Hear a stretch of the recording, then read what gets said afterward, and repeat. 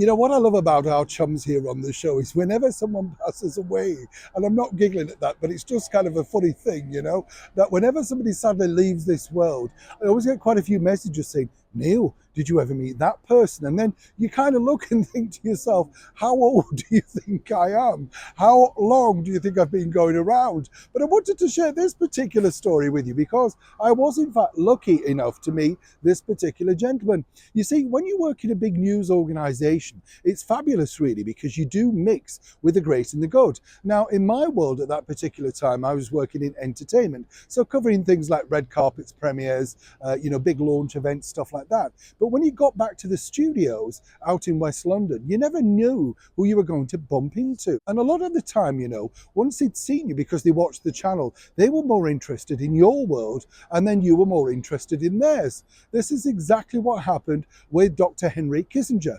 Now, I knew of him obviously because he'd been around a long time, even when I was a child.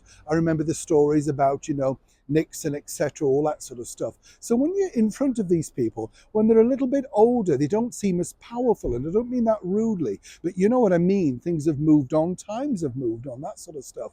But we got talking in the green room, and quite frankly, it was a marvelous conversation all about how the White House was run and what he did, and the sort of particular positions that he'd held and all that sort of stuff. But the one thing that stuck out in my mind that he was most proud of was the fact that I remembered him popping up in an episode of Dynasty, or Dynasty as it's called around the world. This is because, of course, he was at a ball, a sort of charitable ball, all part of the storyline.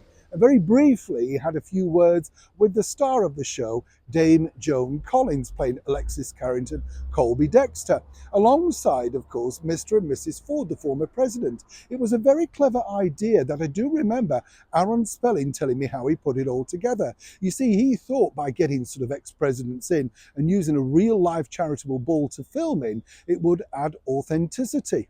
Now, Henry Kissinger said he loved it.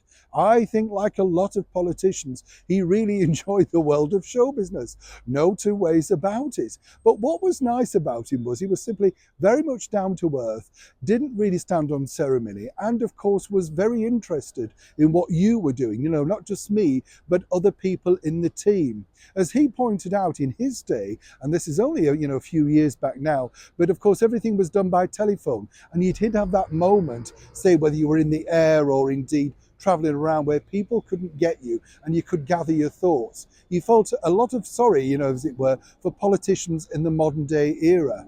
But as I said, did you enjoy being on Dynasty? And he said, you know what, Neil, that particular episode, that stint on the show literally elevated my own personal stardom, whatever you want to call it, to great heights. It didn't matter what I'd done in office previously.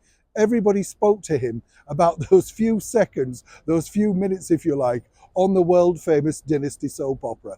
Proof, of course, that sometimes politics and show business can mix.